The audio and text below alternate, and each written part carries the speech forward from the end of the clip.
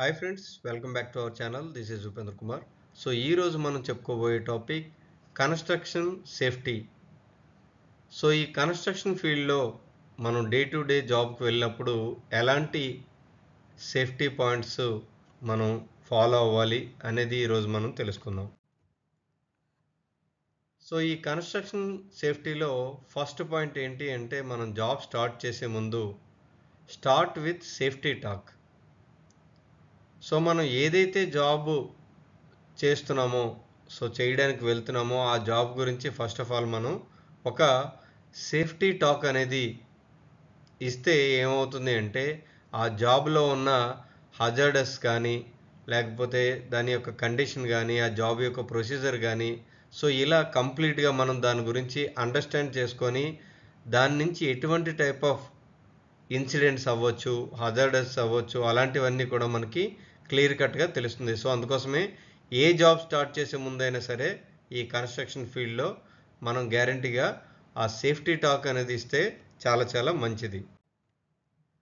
And రెండోది ఏంటి అంటే minimize and manage risk. So ఇక్కడ కన్స్ట్రక్షన్ ఫీల్డ్లో చాలా వరకు ఈ రిస్క్ అనేది ఇన్వాల్వ్ అయి ఉంటుంది. సో అలాంటి కండిషన్లో ఏంటి అంటే వీలైతే ఆ రిస్క్ని ఎలిమినేట్ చేయాలి, లేకపోతే దాన్ని తగ్గించాలి, మినిమైజ్ చేయాలి, లేదా ఆ రిస్క్ ఏదైతే ఉందో దాన్ని మేనేజ్ చేయాలి, అది ఇన్సిడెంట్ కింద కన్వర్ట్ అవ్వకుండా. సో దాన్ని ప్రాపర్గా హ్యాండిల్ చేయాలి. సో అది హ్యాండిల్ చేయాలి అంటే ఆ కన్స్ట్రక్షన్లో ఎవరైతే వర్క్ చేస్తున్నారో వాళ్ళకి ఆ టైప్ ఆఫ్ నేచర్ అనేది క్లియర్ కట్గా ఎక్స్ప్లెయిన్ చేయాలి. ఓకే, తెలుసుకోవాలి వాళ్ళు కూడా. సో దీనికి సంబంధించి ఎప్పటికప్పుడు ఆ సేఫ్టీ ఆడిట్స్ అనేవి, ఆ సేఫ్టీ ప్రొసీజర్స్ అనేవి ఉంటాయి. సో ఎవరైతే వర్క్ చేస్తున్నారో వాటి గురించి తెలుసుకొని ఆ పొటెన్షియల్ రిస్క్స్ ఏవైతే ఉన్నాయో వాటిని హ్యాండిల్ చేసే విధంగా తయారైతే చాలా ఆ రిస్క్ని మినిమైజ్ చేసిన వాళ్ళం అవుతాం. రెండోది ఏంటి అంటే సేఫ్ వర్క్ మెథడ్ స్టేట్మెంట్ లేదా సేఫ్ వర్క్ అసెస్మెంట్ అంటారు. అంటే ఈ కన్స్ట్రక్షన్లో ఏమవుతుందంటే పెద్ద పెద్ద హై రిస్క్ కన్స్ట్రక్షన్ కానీ లేదా హై రిస్క్ యాక్టివిటీస్ కానీ జరుగుతూ ఉంటాయి. సో ఇలాంటప్పుడు ఏంటి అంటే ప్రతి ఒక్క జాబ్కి కూడా ఒక SWMS safe work method statement. So ఇది ఒక్కొక్క కన్స్ట్రక్షన్కి ఒక్కలా మారుతూ ఉంటుంది. కాకపోతే దీని యొక్క ఉద్దేశం ఏంటి అంటే ఆ జాబ్ గురించి కంప్లీట్గా ఒక స్టేట్మెంట్ అనేది తయారు చేస్తారు. సో ఇందులో ఏంటి అంటే ఏ టైప్ ఆఫ్ యాక్టివిటీ చేస్తున్నామో దానికి సంబంధించిన హజార్డ్స్ ఏంటి, దానికి తీసుకోవాల్సిన ప్రికాషన్స్ ఏంటి అనేది ఒక స్టేట్మెంట్ అనేది తయారు చేస్తారు. సో అది ఎందుకు యూజ్ అవుతుంది ఈ డే టు డే లైఫ్లో అంటే మనం ఆ వర్క్ స్టార్ట్ చేసినప్పుడు ఓకే ఈ జాబ్ మనం చేస్తాము, ఈ హజార్డ్ ఉంది, సో ఇది మనం చేస్తే ఇది ఫాలో అయితే ఈ ప్రికాషనరీ మెజర్ మనకి హజార్డ్ అనేది తొలగిపోతుంది. సో ఇలాంటివన్నీ కూడా ఈ సేఫ్ వర్క్ మెథడ్ అసెస్మెంట్లో ఉంటాయి. సో అందుకే ఎవరైతే ఆ జాబ్లు చేస్తున్నారో వాళ్ళు తప్పకుండా ఇది చదివితే సో అక్కడ హజార్డ్ అనేది మనకి ఉండదు, లేదా దాన్ని మినిమైజ్ చేయొచ్చు, దాన్ని మేనేజ్ చేయొచ్చు. నెక్స్ట్ ఏంటి అంటే ఈ కన్స్ట్రక్షన్ ఫీల్డ్లో వర్క్ చేస్తున్నప్పుడు వాళ్ళకి తప్పకుండా ఈ సైనేజ్ బోర్డుల గురించి అవగాహన ఉండాలి. ఆ సైట్ మొత్తం కూడా, లేదు అంటే పర్టికులర్ ఆ ఏరియాలో. ఎందుకు అంటే ఆ పర్టికులర్ ఏరియాలో ఏవేవి ఎక్విప్మెంట్స్ పీపీఈస్ వాడాలి అండ్ ఏవేవి డేంజర్ ఉంది. అంటే సపోజ్ ఆ ఏరియాలో అక్కడ ఒక ఎక్స్కవేషన్ జరుగుతుంది, సో అక్కడ ఎక్స్కవేషన్ బోర్డు ఉంటుంది, అదొక సైనేజ్ బోర్డు. లేదా అక్కడ రేడియేషన్ ఆర్టీ జరుగుతుంది, ఓకే, అంటే రేడియోగ్రఫీ టెస్ట్ జరుగుతుంది, సో అక్కడ రేడియేషన్ రావచ్చు. సో ఇలా ప్రతి ఒక్క యాక్టివిటీకి అక్కడ సైనేజ్ అనేది ఉంటుంది.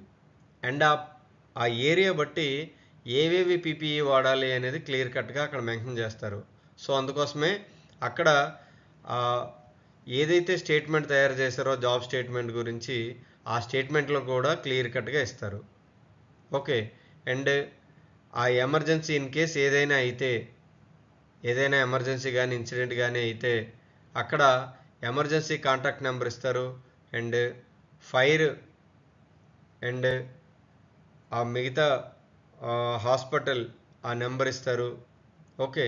సో ఇలా ప్రతి ఒక్కటి కూడా సైనేజ్లో ఉంటుంది. సో అందుకోసమే సైనేజ్ తప్పకుండా ఫాలో అవ్వాలి.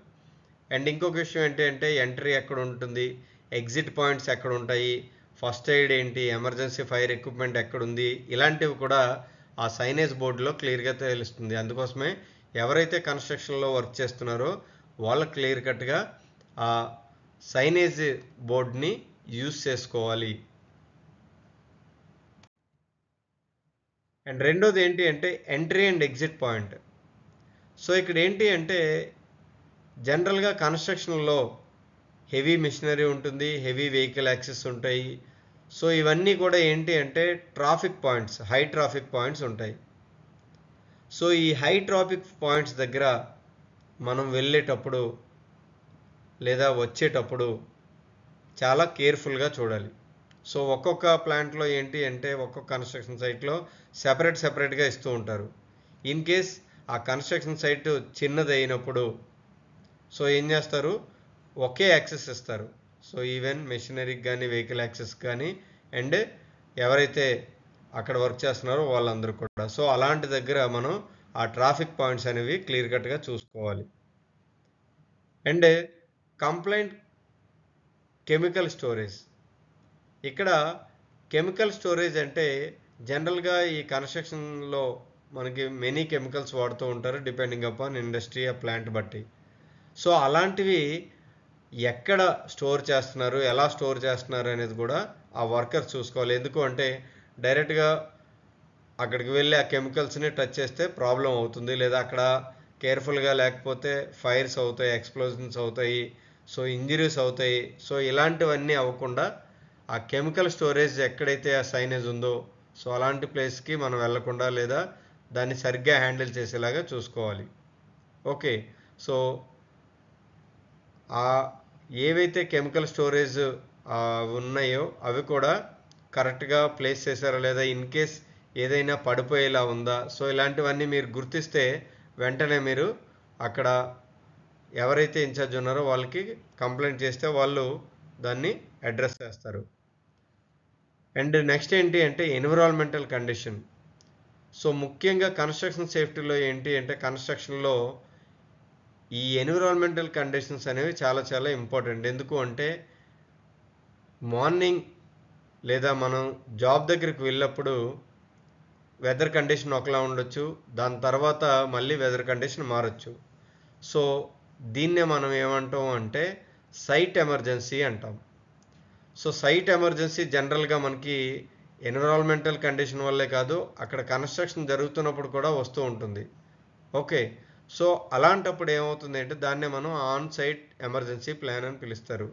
సో ఏవైనా డిజాస్టర్స్ వచ్చినప్పుడు సివియర్ ఎన్విరాన్మెంటల్ కండిషన్స్ అంటే ఒక్కొక్కసారి హెవీ విండ్స్ వస్తూ ఉంటాయి. సో అలాంటికప్పుడు కానీ ఇలా ఎమర్జెన్సీ సిచ్యువేషన్లో ఎలా రెస్పాండ్ అవ్వాలి అనేది కూడా మనం తెలుసుకోవాలి.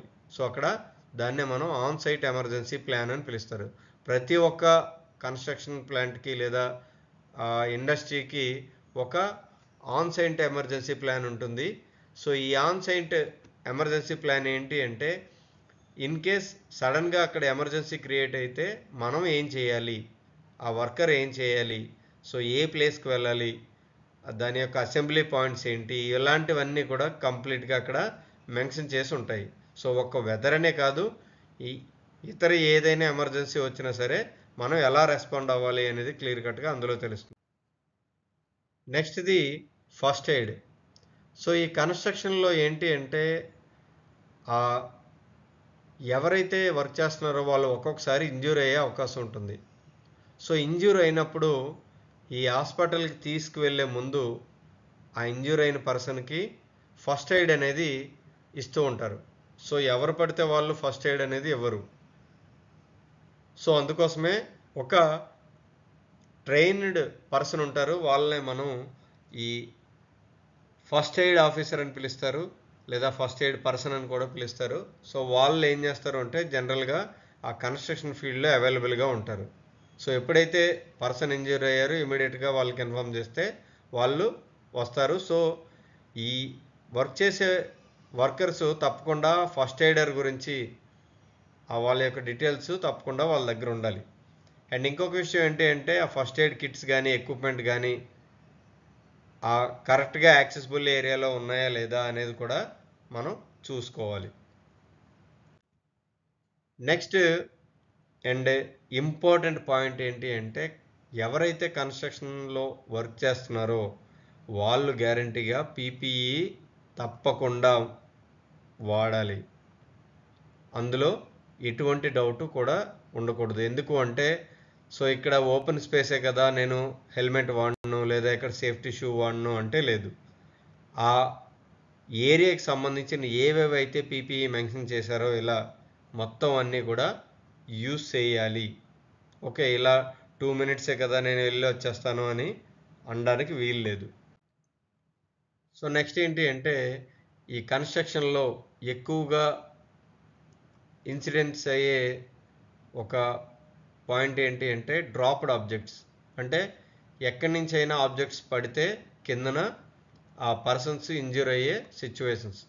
సో జనరల్గా ఇలా ఎక్కడైనా హైట్లో జాబ్ చేస్తున్నప్పుడు వాళ్ళ దగ్గర ఉన్న టూల్స్ ప్రాపర్గా పెట్టుకోకపోతే అవి కిందన పడి అక్కడ ఆ కోవర్కర్స్ కానీ మిగతా పర్సన్స్ కానీ వాళ్ళకి ఇంజ్యూర్ అయ్యే అవకాశం ఉంటుంది. సో అందుకోసమే ప్రతి ఒక్క వర్కర్ యొక్క ఆబ్జెక్ట్ ఏంటి అంటే వాళ్ళ యొక్క ఆబ్జెక్ట్స్ని సెక్యూర్ చేయాలి.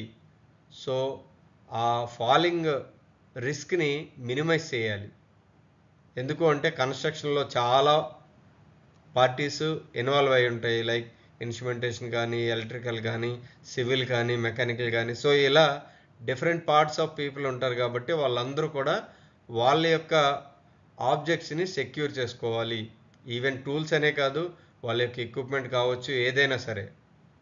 ఈవెన్ కన్స్ట్రక్షన్ అయిపోయిన తర్వాత కూడా కొన్ని అక్కడ వదిలేసి వెళ్ళిపోకుండా వాటిని ప్రాపర్గా రిమూవ్ చేయాలి.